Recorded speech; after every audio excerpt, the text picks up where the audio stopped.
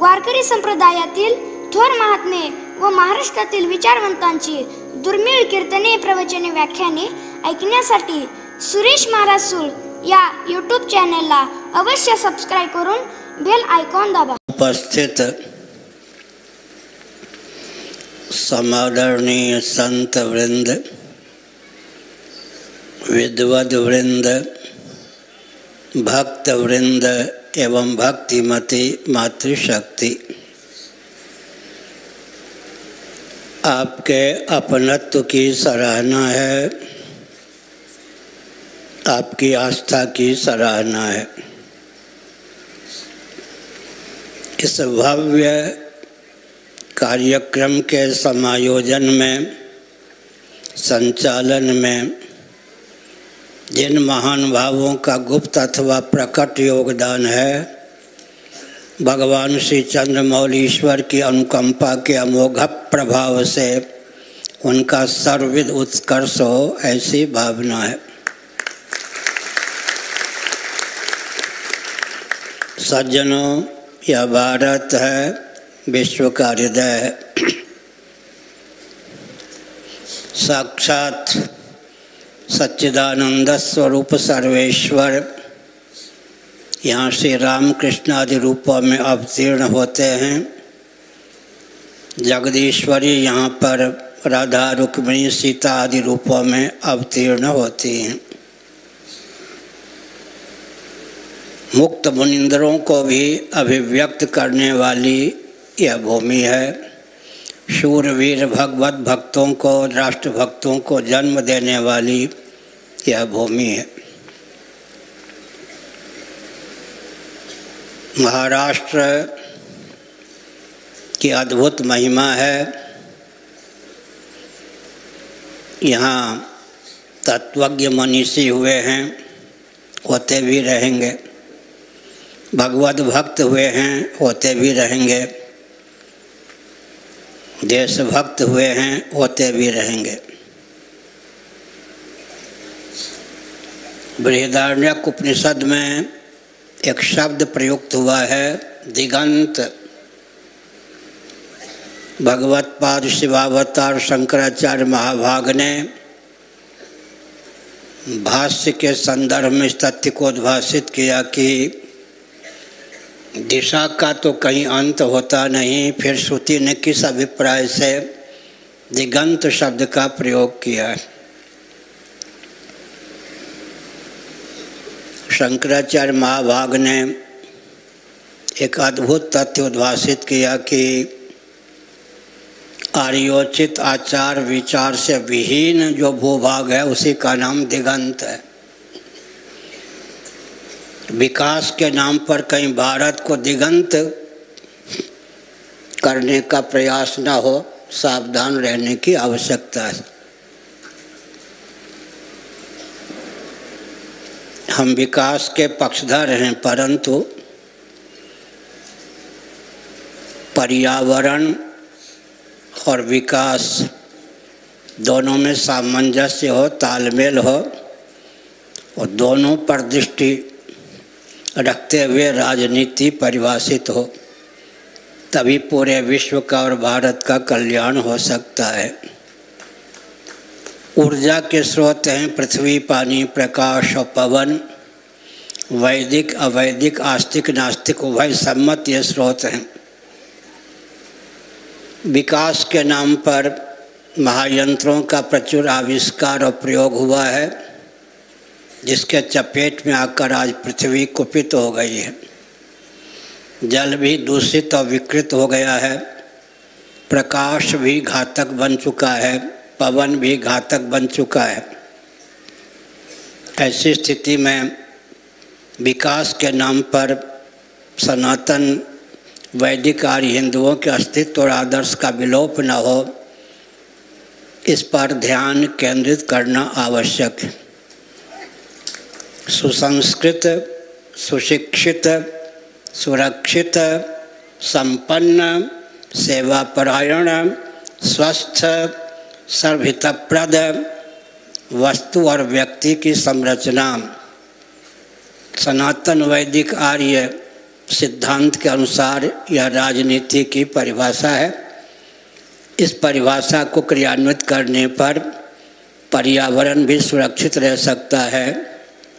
विकास के नाम पर विकास ही हो सकता है, विनाश नहीं। मनुस्मृति 1163 के अनुसार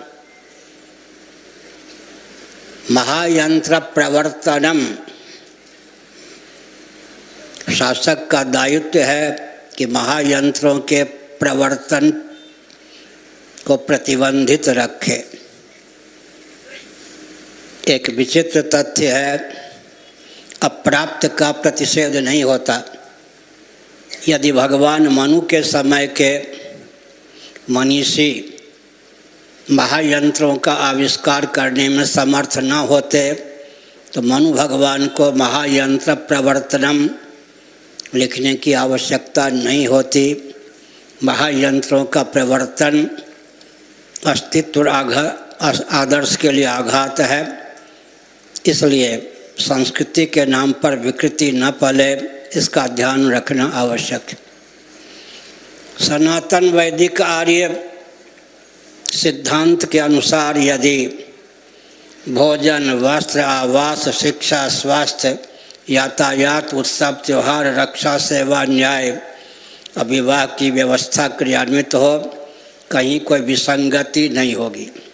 इस रॉकेट, कंप्यूटर, एटम और मोबाइल के युग में भी सनातन वैदिक आर्य हिंदुओं का वेदादि शास्त्र सम्मत भोजन, वस्त्र, आवास, शिक्षा, स्वास्थ्य, यातायात, उत्सव, त्यौहार, रक्षा, सेवा और न्याय तथा विवाह का विज्ञान सर्वोत्कृष्ट है।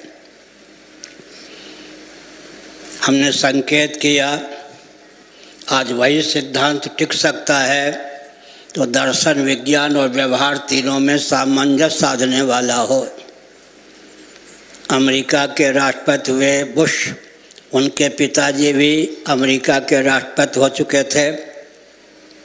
बुश महोदय स्वयं भी एक बार अमेरिका के राष्ट्राध्यक्ष हो चुके थे, दूसरी बार अमेरिका के राष्ट्रपति होने वाले थे। उन्होंने अंग्रेजी में कुछ वाक्यों को कहा, हिंदी में अर्थ होता है मैं क्रिश्चियन हूँ, बाइबल में मेरी आस्था है, परंतु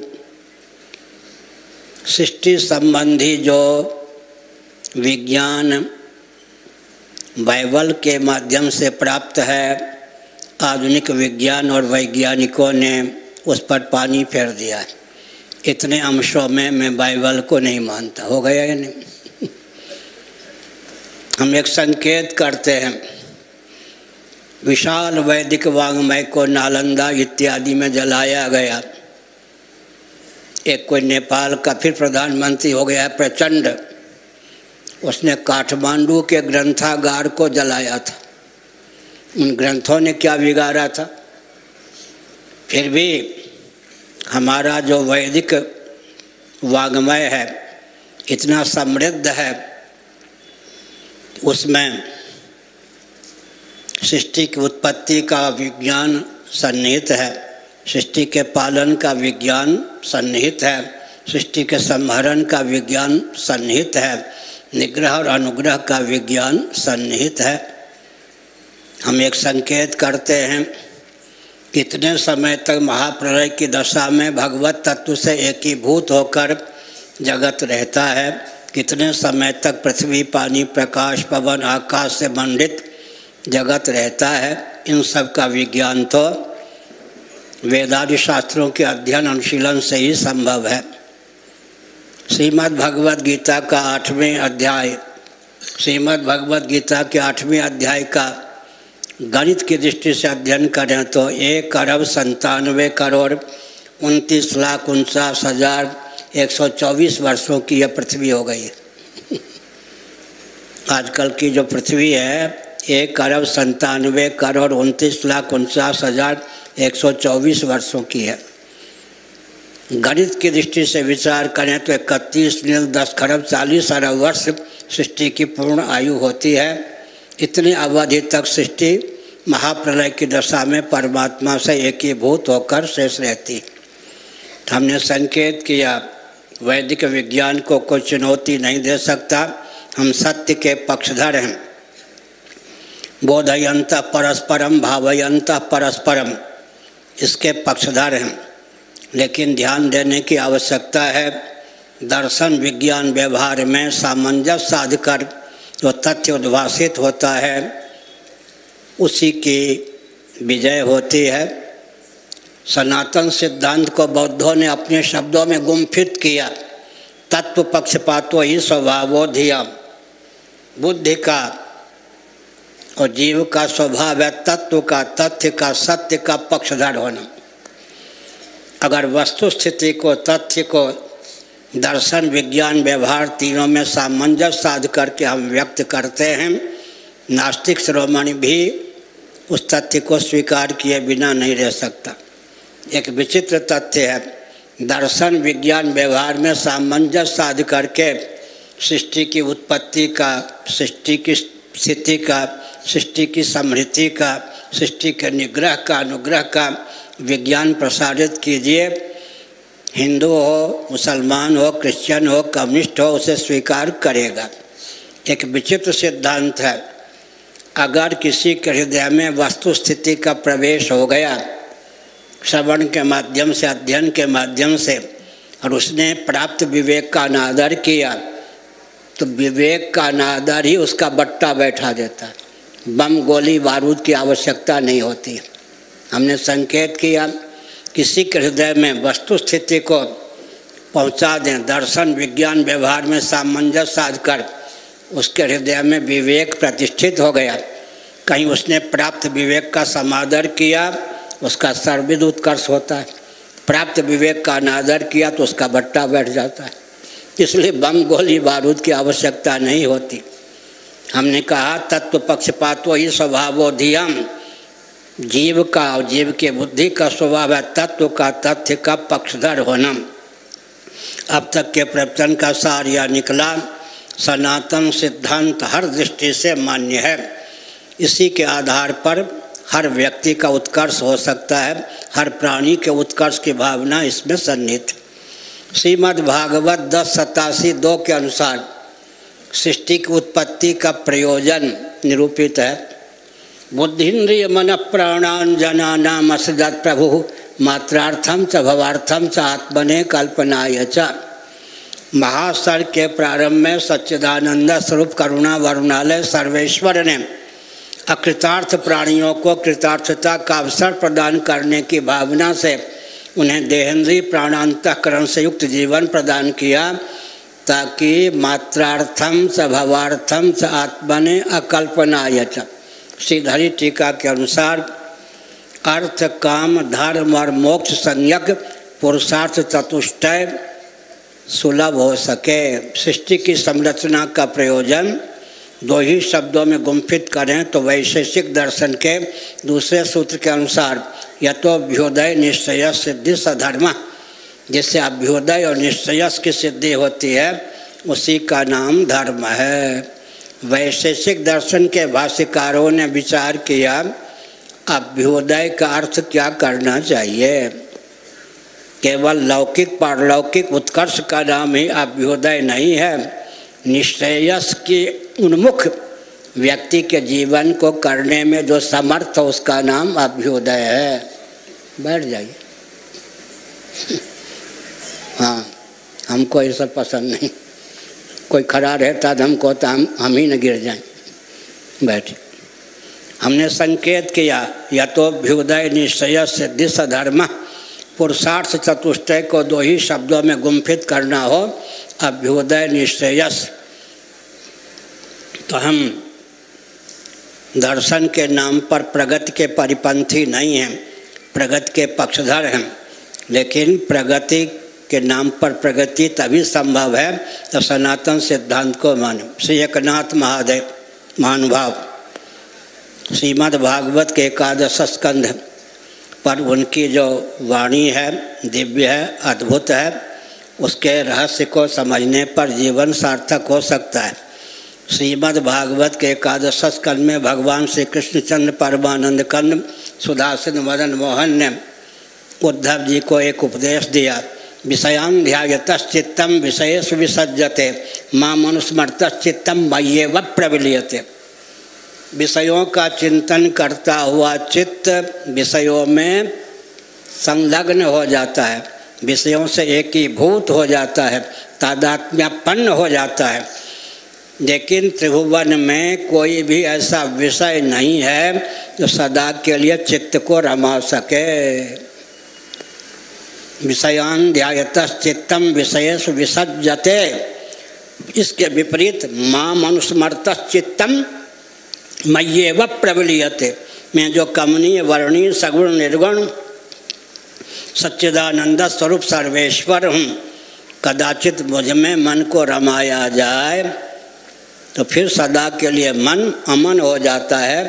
अर्थात भगवान शंकराचार्य महाभाग ने एक तथ्य उद्भासित किया, तंत्र की दृष्टि से यह वचन बहुत मार्मिक है। चित्तम चिदिति जानीयात् तकार रहितम यदा तकारो विषयाध्यासः जपा रागो यथा मणौ च एकार्ची तो संयुक्त चित्त। चित्त से तकार को खींच लेंगे तो चित्त चार खाने चित्त होकर चिद रूप पर शेष रहेगा। चित्तम चिदिति जानीयात् तकार रहितम यदा तकारो विषयाध्यासः जपा रागो यथा मणौ। एक विचित्र तथ्य, जपा रागो यथा मणौ सामान्य नियम है, धर्मी का अध्यास हुए बिना धर्म का अध्यास नहीं हो सकता। लेकिन अपवाद स्थल है यह, जपा रागो यथा मणौ। जपा कुसुम रक्त पुष्प का सम्मुख सानुकूल संयोग स्फटिक मणि को प्राप्त हो। मणि बुद्धि बनी रहती है लेकिन स्वच्छ स्फटिक को व्यक्ति रक्त स्फटिक समझ लेता है। धर्मी का अध्यास हुए बिना भी धर्म का अध्यास हो गया। सामान्य नियम यह है कि धर्मी का अध्यास हुए बिना धर्म का अध्यास नहीं हो सकता। लेकिन जपा कुसुम लाल पुष्प हो, सम्मुख सानुकूल स्फटिक मणि को उसका संपर्क प्राप्त हो, संश्लेष प्राप्त हो, दूरी से भी सही, लेकिन वो रक्त पुष्प की लालिमा उसमें प्रतिफलित होती है।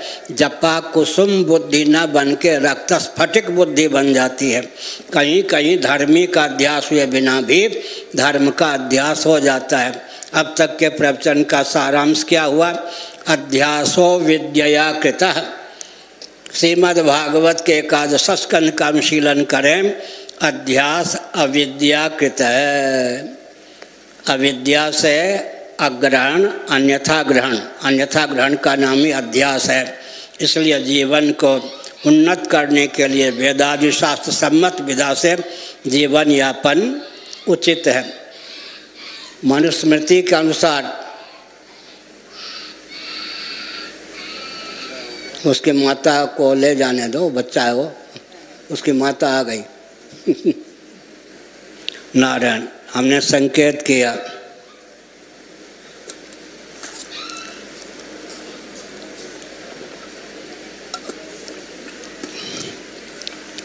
विकास के हम पक्षधर हैं, लेकिन विकास के नाम पर विनाश न हो इसका ध्यान रखना चाहिए।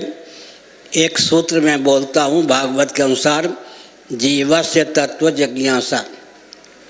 आप जीविका की उपेक्षा मत कीजिए, परंतु ध्यान रहे जीविका जीवन के लिए हो, जीवन कहीं जीविका के लिए न हो जाए। जीवन हो जीवन धन जगदीश्वर की अभिव्यक्ति या प्राप्ति के लिए।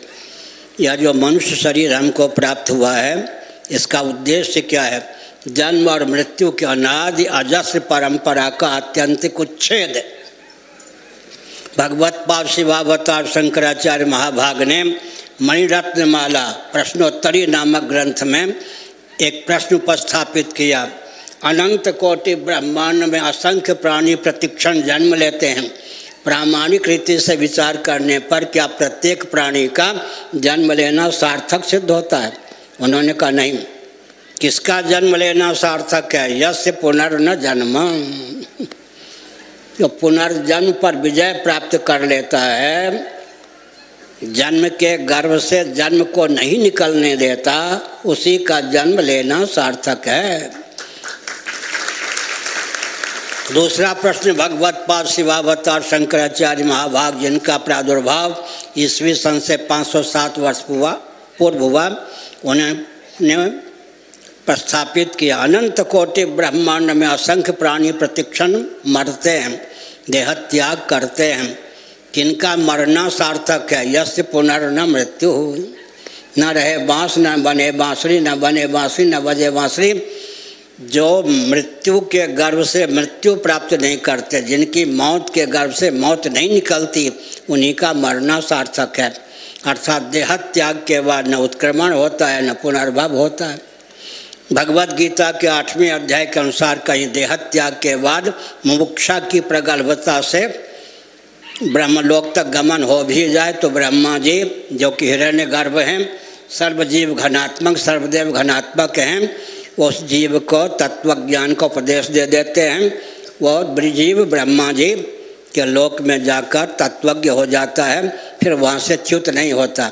अब तक के प्रवचन का सार यह हुआ, जन्म और मृत्यु के अजस अनादि परंपरा का अत्यंतिक उच्छेद प्राप्त करें, सदा के लिए सच्चिदानंद स्वरूप ब्रह्म होकर ही शेष रहें। इसलिए मानव जीवन हमको प्राप्त हुआ है। यह मानव जीवन केवल भोगायतन नहीं है, कर्मायतन भी है, ज्ञानायतन भी है। ये जो स्थावर प्राणी हैं, तरुलता गुलम वृक्षादि, इनको जो शरीर प्राप्त है केवल भोग योनि है। लेकिन जंगम प्राणी जो चलने फिरने में समर्थ हैं, उनको उतनी दास्ता प्राप्त नहीं है। और हम जो मनुष्य हैं, हम चाहें तो परमात्मा को प्राप्त कर सकते हैं, प्राप्त परमात्मा की अनुभूति हो सकती है, भगवत तत्व की अभिव्यक्ति हो सकती है। इसीलिए यही त्यज्यता सर्गो ये साम्य स्थितम मनः निर्दोषम समम ब्रह्म तस्मात् ब्रह्मणि ते स्थिताः। भगवद गीता के 5वें अध्याय में भगवान श्री कृष्ण का कथन है, वचन है, संदेश है, उपदेश है। यही त्यज्यता सर्ग, जीवन काल में ही उन्होंने पुनर्भव पर विजयश्री प्राप्त कर ली। उनके द्वारा पुनर्भव पर जीवन काल में ही विजयश्री प्राप्त कर ली गई, जिनका मन सदोष और विषम अनात्म प्रपंच से उपरत होकर निर्दोष असम परमात्म तत्व में प्रतिष्ठित हो गया। अर्थापत्ति प्रमाण का आलम्बन लेकर भगवान ने 2 शब्दों में जगत का अनात्म प्रपंच का परिचय दे दिया। क्या? सदोष और विषम। भगवत तत्व ही केवल निर्दोष और सम है। भगवत तत्व के अतिरिक्त जो कुछ अनात्म प्रपंच है सदोष और विषम है। सदोष और विषम अनात्म प्रपंच से मन को कर्षित कर निर्दोष असम परमात्मा में सन्निहित करने पर जीवन सार्थक होता है। यही त्यज्यता सर्गो ये साम्य स्थितम मनः निर्दोषम समम ब्रह्म तस्मात् ब्रह्मणि ते स्थिताः। ब्राह्मी स्थिति की संपुलब्धि हो, स्थित प्रज्ञता की संपुलब्धि हो, गुणातीत होकर हम जीवन यापन करें, जीवन मुक्ति के विलक्षण आनंद की हमारे जीवन में स्फूर्ति हो, हमने संकेत किया। दार्शनिक और वैज्ञानिक धरातल पर हम एक तत्व उद्भाषित करते हैं।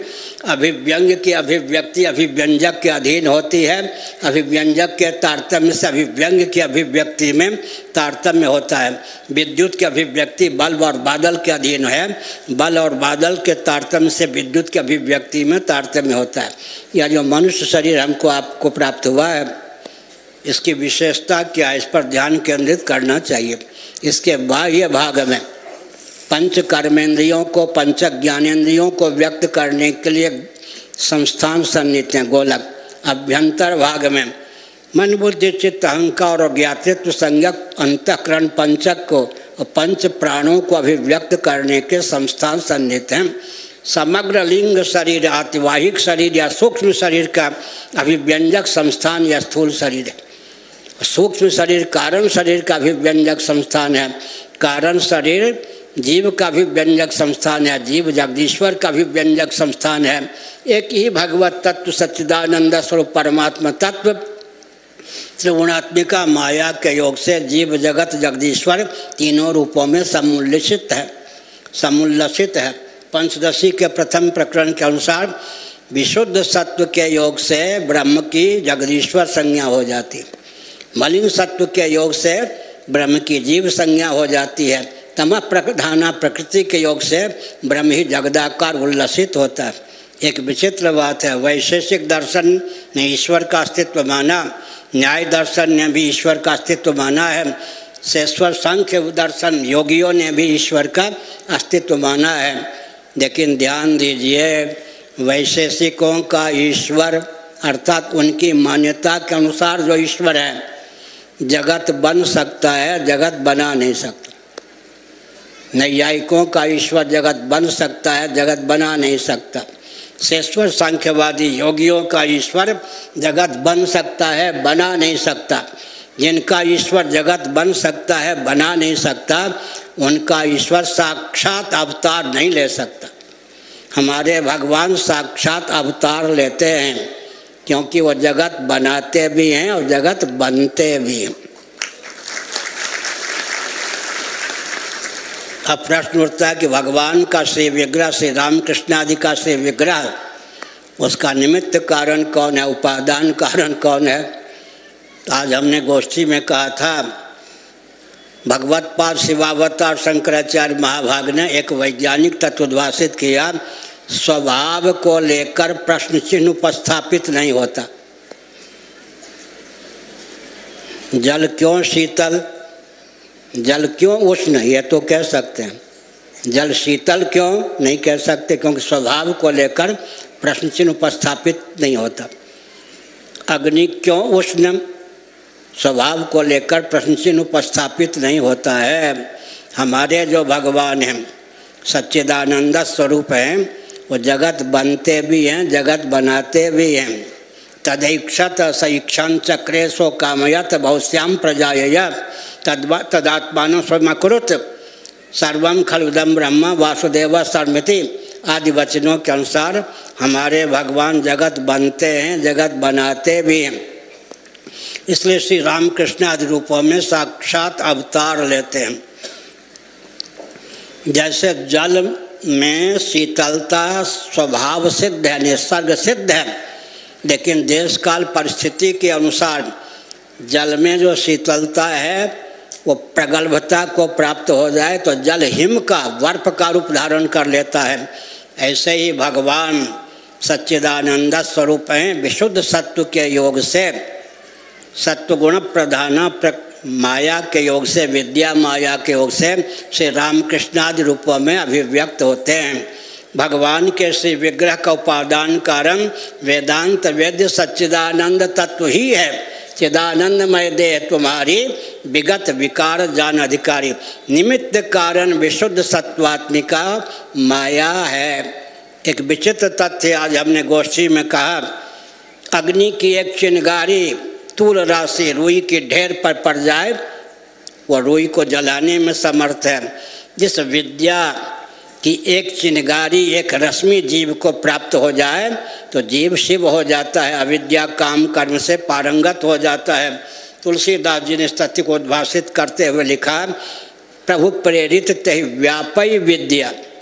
पूज्य गुरुदेव स्वामी करपात्री जी महाभाग काशी में हमको पढ़ा रहे थे। उन्होंने कहा, अपनी ओर से प्रमाद का परिचय मत दो, लेकिन जिस क्षण करुणा वरुणालय सच्चिदानंद स्वरूप सर्वेश्वर के हृदय में यह मचल उत्पन्न हो, इस जीव का उद्धार होना चाहिए, उस क्षण वो अपनी विद्या माया की एक कणिका हृदय में अभिव्यक्त कर देंगे। तेसा मेवानुकंपार्थ महम अज्ञानजम तमः नाशयाम्यात्म भावस्तो ज्ञान दीपेन भास्वता।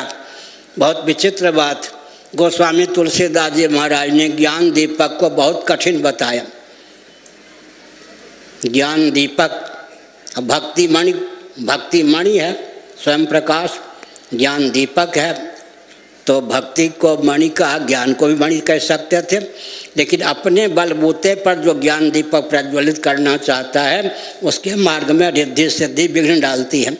लेकिन भगवान श्री कृष्ण का वचन है गीता में 10वें अध्याय का अनुशीलन कीजिए, तेषामेवानुकंपार्थम हम अज्ञानजम तमः नाशयाम्यात्म भावस्थो ज्ञान दीपेन भास्वता।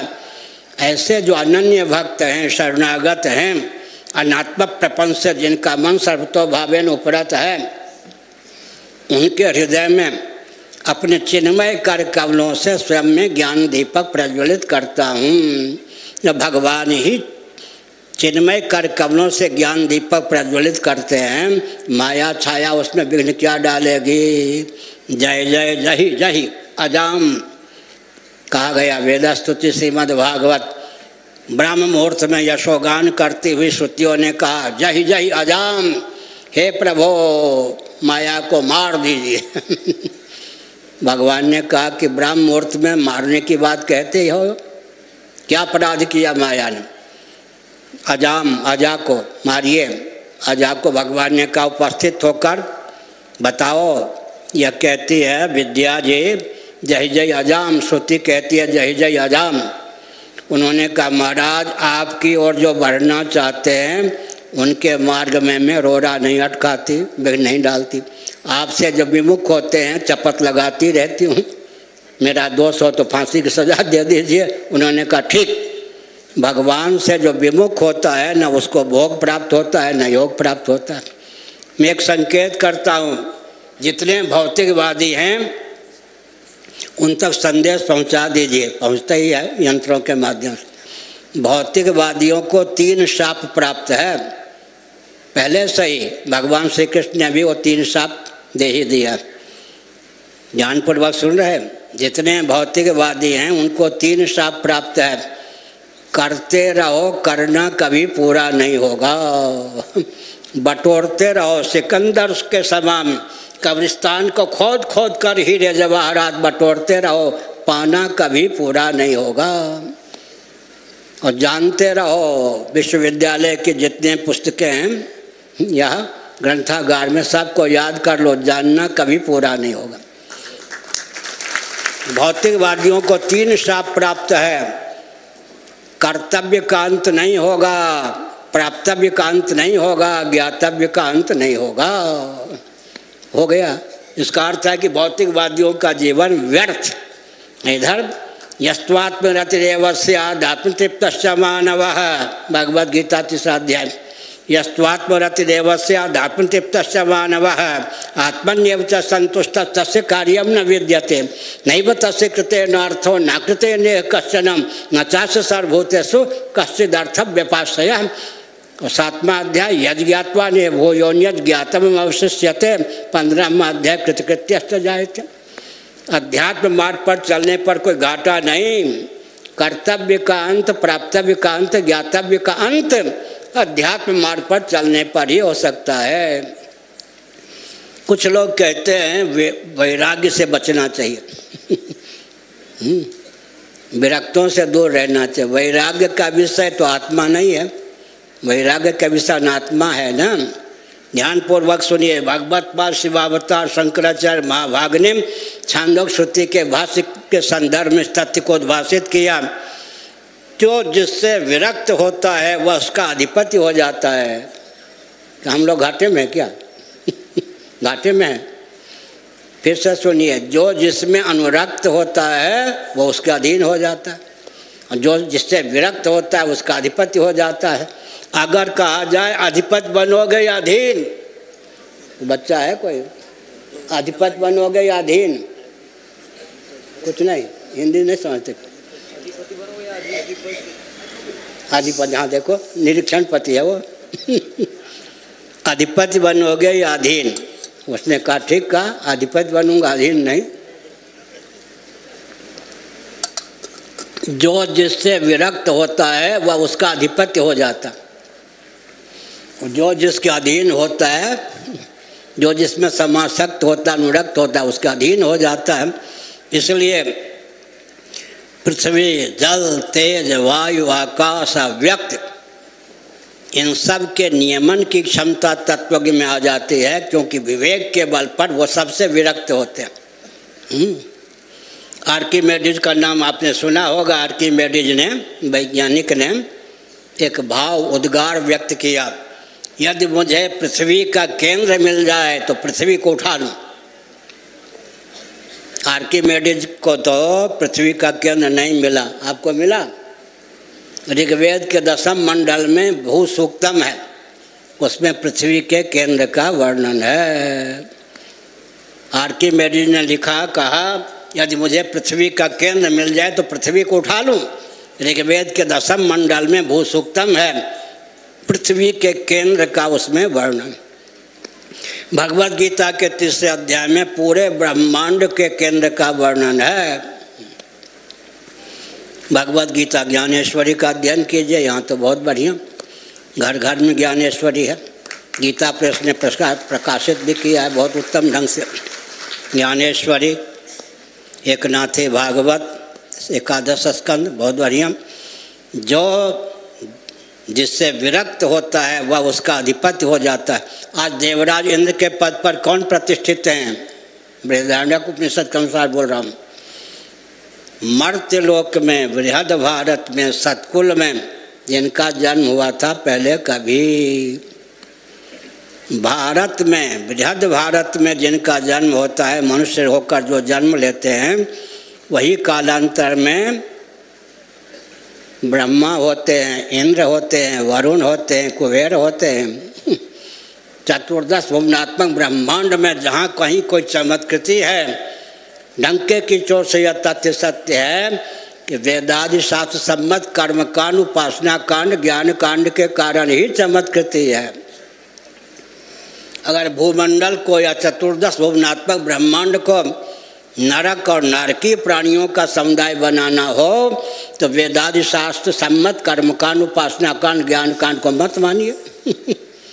वेदादि शास्त्र सम्मत कर्मकांड, उपासना कांड, ज्ञान कांड को मानने पर ही, इन्हें जीवन में उतारने पर ही अपने जीवन में ब्रह्मांड में दिव्यता संभव है।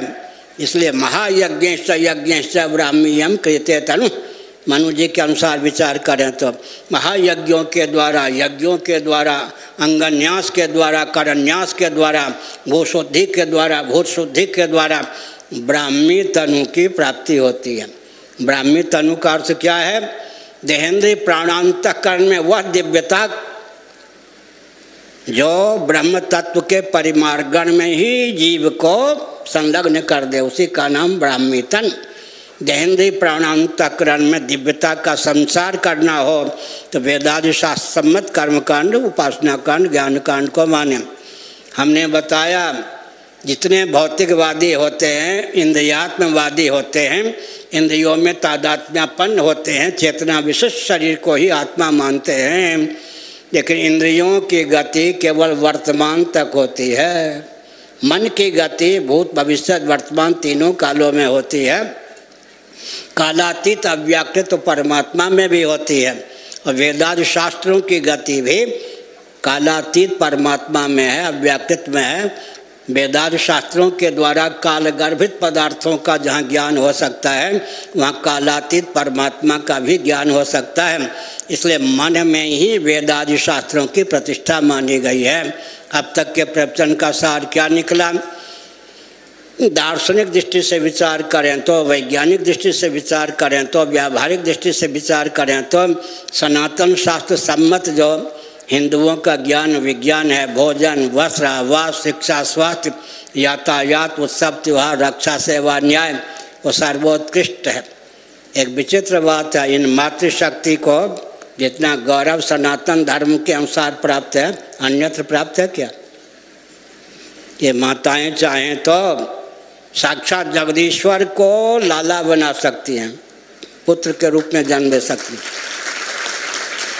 साक्षात जगदीश्वरी को लाली बना सकती हैं, पुत्री के रूप में जन्म दे सकती हैं। इससे बढ़कर सौभाग्य क्या होगा? इसलिए मातृशक्ति को सनातन धर्म में इतना गौरव प्राप्त है, सम्मान प्राप्त है। मातृदेवो भव पहले कहा गया, त्वमेव माता से पहले कहा गया।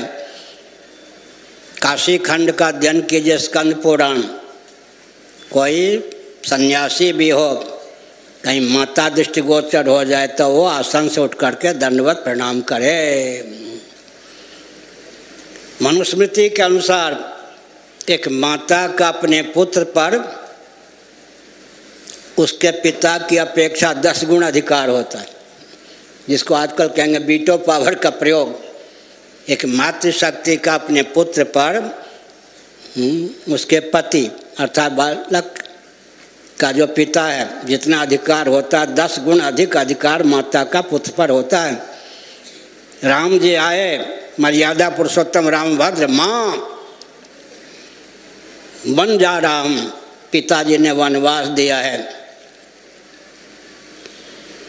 कौशल्या जी ने कहा कि क्या कहा, केवल तुम्हारे पिता का आदेश तुमको प्राप्त हो, मैं विशेषाधिकार का प्रयोग करती हूँ, मत जाओ, पाप नहीं लगेगा, क्योंकि पिता की अपेक्षा माता का पुत्र पर 10 गुना अधिकार होता। कदाचित दाल में काला है, कदाचित विमाता हो, समझ गए कि कैकेयी की सहभागिता होगी, कदाचित विमाता की चाल है, तुझ राम पर मुझ कौशल्या का जितना अधिकार है उससे अधिक अधिकार कैकेयी का तुझ पर है। कौन घर में फूट डाल देगा? देखिए, सनातन धर्म की मर्यादा है। हमने संकेत किया सज्जनों। और एक विचित्र बात, कोई कहते हैं कि सनातन धर्म में मातृशक्ति को प्रगति से रोका गया, झूठी बात। खूब लड़ी मर्दानी, वो तो झांसी वाली रानी थी, बुंदेले हर बोलों की हमने सुनी कहानी थी। शेष देवगण शक्ति समूह मूर्तियाँ, दुर्गा सप्तशती, सभी देवता असुरों के साथ युद्ध करते करते विजयी नहीं हुए। देवताओं के समष्टि तेज से भगवती का प्रादुर्भाव हुआ।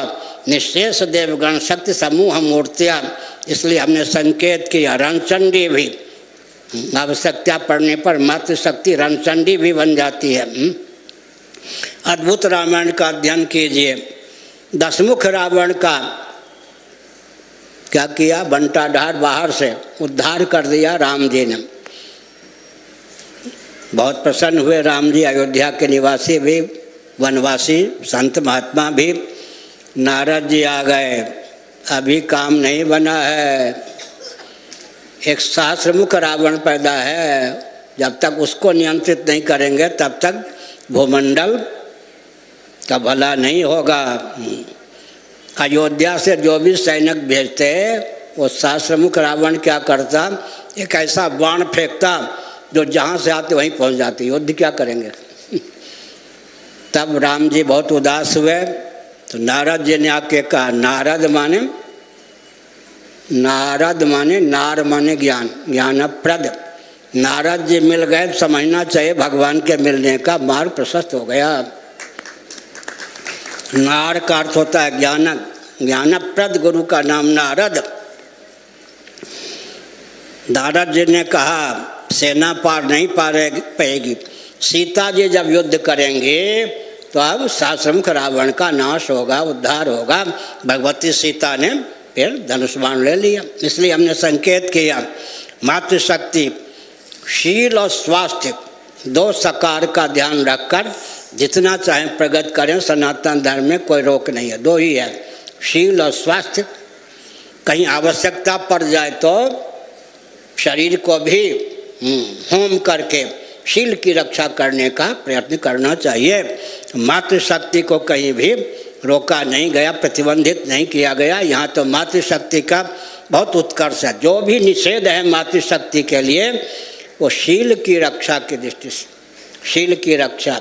एक संकेत करते हैं, कुछ जिनको शास्त्रों का परंपरा से ज्ञान नहीं, उन्होंने कहा स्त्रियों का इसमें अधिकार नहीं, शूद्रों का इसमें अधिकार नहीं। यह भी तो कहना चाहिए था, ब्राह्मणों का अधिकार नहीं, सन्यासियों का अधिकार नहीं। विधि निषेध किसके लिए नहीं है?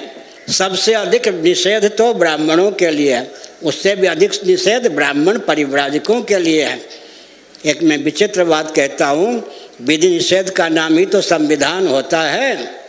इसलिए शास्त्र सम्मत विधि निषेध को मानेंगे तो शास्त्र सम्मत फल की प्राप्ति होगी।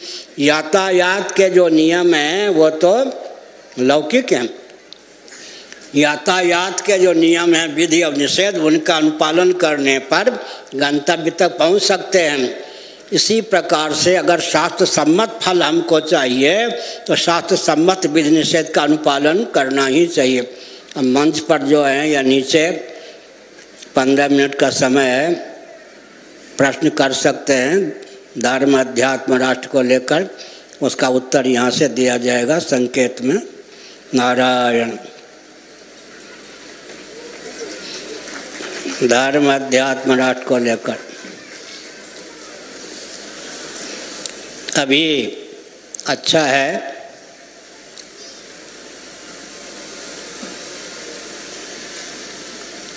नमन, मिलन, दमन, अंकन, अनुगमन कूटनीति के 5 प्रभेद हैं। नमन, मिलन, दमन, अंकन, अनुगमन। इस समय भारत कूटनीति की दृष्टि से विश्व में मूर्धन्य है। नमन, मिलन, दमन, अंकन, अनुगमन कूटनीति से संबद्ध जितने ग्रंथ हैं सबको अगर एक वाक्य में गुम्फित करें, नमन, मिलन, दमन, अंकन, अनुगमन। अब आवश्यक क्या है कि हिंदुओं का सनातन सिद्धांत सम्मत जो ज्ञान विज्ञान है उसके महत्व को समझा जाए। मैं 5-7 वाक्य बोलता हूँ, ध्यानपूर्वक सुनिए। शिक्षा, रक्षा, अर्थ और सेवा के प्रकल्प सदा संतुलित रहें। हर व्यक्ति की जीविका जन्म से सुरक्षित रहे, हर व्यक्ति का जीवन दुर्व्यसन मुक्त रहे, मातृशक्ति का शील सुरक्षित रहे। इसके लिए क्या करेंगे? सनातन सिद्धांत को मानना पड़ेगा या नहीं? वैकल्पिक ब्राह्मण क्षत्रिय वैश्य शूद्र बनाएंगे, शिक्षा, रक्षा, अर्थ और सेवा के प्रकल्प संतुलित नहीं रहेंगे, मातृशक्ति का शील भी सुरक्षित नहीं रहेगा। शिक्षा, रक्षा, अर्थ और सेवा के प्रकल्प संतुलित रहें, बिना परिवार नियोजन गर्भपात्र के जनसंख्या सुरक्षित रहे, मातृशक्ति का शील सुरक्षित रहे। दुष्यंत कर्ण ऋषि कौन थे? नैष्ठिक ब्रह्मचारी ब्राह्मण, वन में पर्णकुटी में रहते थे। दुष्यंत राजा उनसे मिलने गए। कर्ण ऋषि समझा चयन के लिए कुछ वन में दूर चले गए थे। विश्व सुंदरी किशोरी खेलती हुई मिली शकुंतला। दुष्यंत का मन लट्टू हो गया। अभिज्ञान शाकुंतलम महाभारत का अनुशीलन कीजिए। दुष्यंत ने कहा, यदि अब ब्राह्मण की बेटी होती तो मुझ क्षत्रिय का मन नहीं चलता। क्षत्रिय भावापन विश्वामित्र के तेज से मेनका के गर्भ से उत्पन्न हुई थी। इसलिए हमने कहा, अगर शिक्षा, रक्षा, अर्थ और सेवा के प्रकल्प संतुलित रखने की भावना हो, मातृशक्ति का शील संतुलित सुरक्षित रखने की भावना हो, जनसंख्या बिना परिवार नियोजन गर्भपात के संतुलित रखने की भावना हो, सनातन परंपरा प्राप्त वर्णाश्रम व्यवस्था के प्रति आस्थान्वित हो। नारायण, क्या पूछना? समय हो गया। नारायण।